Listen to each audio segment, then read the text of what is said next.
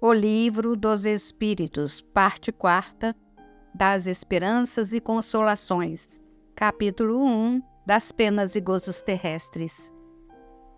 O tema que estamos estudando é Desgosto da Vida, Suicídio. Sejam todos bem-vindos ao nosso canal para o estudo de mais uma questão de O Livro dos Espíritos. Eu sou Luísa e fico feliz em tê-los aqui para estudarmos juntos. E a questão de hoje é a de número 953.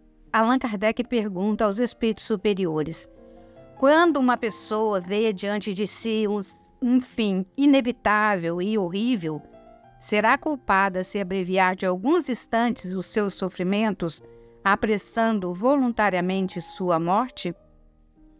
Os espíritos respondem: é sempre culpado aquele que não aguarda o termo que Deus lhe marcou para a existência. E quem poderá estar certo de que, malgrado as aparências, esse termo tenha chegado, de que um socorro inesperado não venha no último momento? Allan Kardec continua na questão 953A.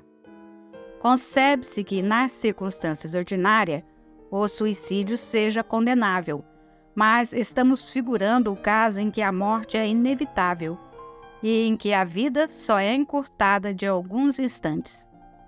Resposta que os espíritos lhe dão é a seguinte: é sempre uma falta de resignação e de submissão à vontade do Criador. Continua Allan Kardec na questão 953b. Quais, nesse caso, as consequências de tal ato? Resposta: uma expiação proporcionada, como sempre, à gravidade da falta, de acordo com as circunstâncias. Na obra Filosofia Espírita, composta por 20 volumes, psicografada pelo João Nunes Maia, o espírito Miramês comenta essa questão no volume 19. Ele diz que é sempre culpado aquele que não aguarda o fim da sua existência e a interrompe por desespero. Quem sabe quando é o fim? Somente o Senhor tem conhecimento. Quantas e quantas pessoas se encontram à beira da desencarnação e voltam à vida normal? Como ficariam se tirassem a vida por acharem que já se encontravam no fim da sua existência? Os desígnios de Deus, só Ele os sabe.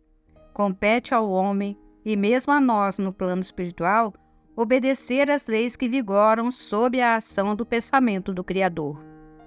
Vivemos em todos os planos, por vezes inconscientes, para conquistarmos a tranquilidade da consciência, aquela que com nada se perturba. Eis aí o céu dentro da alma.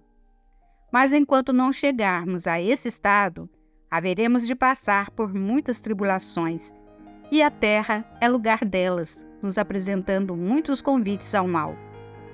Jesus não faltou com a sua presença no meio dos homens, para adverti-los sobre como se livrarem do mal, conquistando o bem, amando para se esquecerem do ódio e perdoando para desconhecerem a violência. Todos os homens passam por provas e expiações, de acordo com a gravidade das suas ações no passado, em processos de despertamento espiritual. A vida nos dá uma proteção incalculável pela lei de justiça.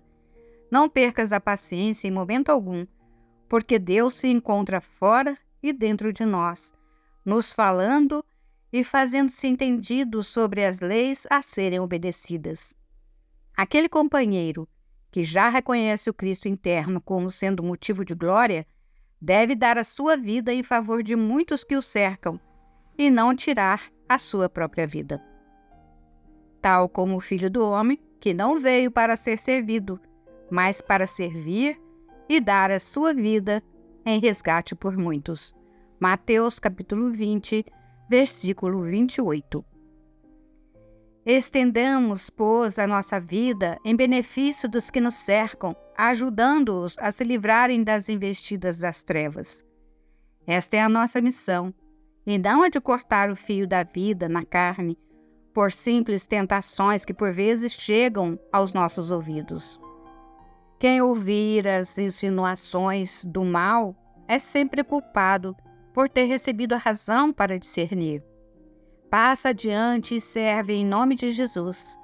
Passa adiante e ajuda em nome do Mestre.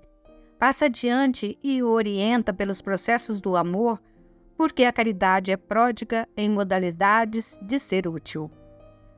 Em minutos, podes desviar uma vida do mal, fazendo a alma meditar nos valores do bem. Faze isso e serás feliz dentro da felicidade daquele que é a vida, a verdade e o amor. Nunca penses na morte, pois ela não existe. Transforma-a em vida, que nessa transformação a luz brotará em seu coração, como sendo o coração do Cristo.